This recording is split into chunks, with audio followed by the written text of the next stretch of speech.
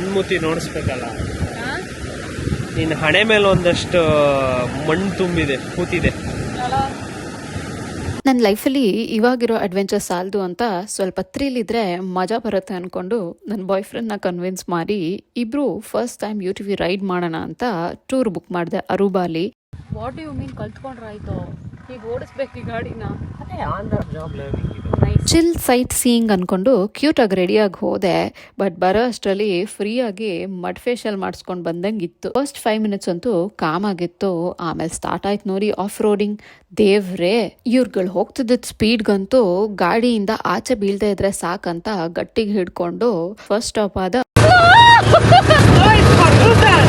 Baby ಬ್ರಿಡ್ಜ್ಗೆ ಹೋದ್ವಿ. ಬೇಗ ಹೋಗಿದ್ದಕ್ಕೇನೋ ಒಳ್ಳೆ ಫೋಟೋಸ್ ವಿಡಿಯೋಸ್ ತಗೊಂಡ್ವಿ. ಲೇಟಾಗಿ ಹೋಗಿದ್ದಿದ್ರೆ ಇಡೀ ಅರುಬಾ ಟೂರಿಸ್ಟ್ ಜೊತೆ ನಾವು ಒಬ್ರಂತ ಇರ್ತಿದ್ವಿ. ಅಡ್ವೆಂಚರ್ ಇಸ್ ಆನ್ ಅನ್ಕೊಂಡು ಫುಲ್ ಧೂಳು ಎಬ್ಬಿಸ್ಕೊಂಡು ನಾವು ಹೋಗಿದ್ದು ನೆಕ್ಸ್ಟ್ ಸ್ಟಾಪ್ ಬುಷಿರ್ಬಾನ ಗೋಲ್ಡ್ ರೂಯಿನ್ಸ್ ಅಂತ. ಮುಂಚೆ ಇಲ್ಲಿ ಗೋಲ್ಡ್ ಶೈನ್ ಹೊಡಿತಿತ್ತೋ ಇಲ್ವೋ ಗೊತ್ತಿಲ್ಲ, ಅವತ್ತಂತೂ ನನ್ನ ಮುಖ ಫುಲ್ ಪಳಪಳ ಅಂತ ಹೊಳಿತಿತ್ತು ಧೂಳು ಮತ್ತೆ ಬಿಸಿಲಿಂದ. ಹೂ ಕೇರ್ಸ್ ಅನ್ಕೊಂಡು ನೆಕ್ಸ್ಟ್ ನಾವು ಹೋಗಿದ್ದ ಜಾಗ ಒಂದು secret cave pool. Blue colour lagoon ನೋಡಿದ ತಕ್ಷಣ ಎಲ್ಲರೂ ಒಬ್ಬರಾದ್ಮೇಲೆ ಒಬ್ರು ನೀರಿಗೆ ಎಗರ್ತಾ ಇದ್ರು. ಬಟ್ ಅಲ್ಲಿ ನಾನೊಬ್ಳೆ ಅಲ್ಲಿ ನಿಂತ್ಕೊಂಡು ಫೋಟೋ ತಕ್ಕೊಂತ ಇದ್ದಿದ್ದು. ಯಾಕೆ ಅಂತ ಎಲ್ಲ ಕೇಳಬಾರ್ದು, ಕಾಸ್ ನನಗೆ ಸ್ವಿಮ್ಮಿಂಗ್ ಬರಲ್ಲ. ಎಷ್ಟೋ ನ್ಯಾಚುರಲ್ ಬ್ರಿಡ್ಜಸ್ ನೋಡಿದ್ವಿ. It was nature's own art work. Last ಅಲ್ಲಿ ಅರಿಕಾಕ್ ನ್ಯಾಷನಲ್ ಪಾರ್ಕ್ ತುಂಬಾನು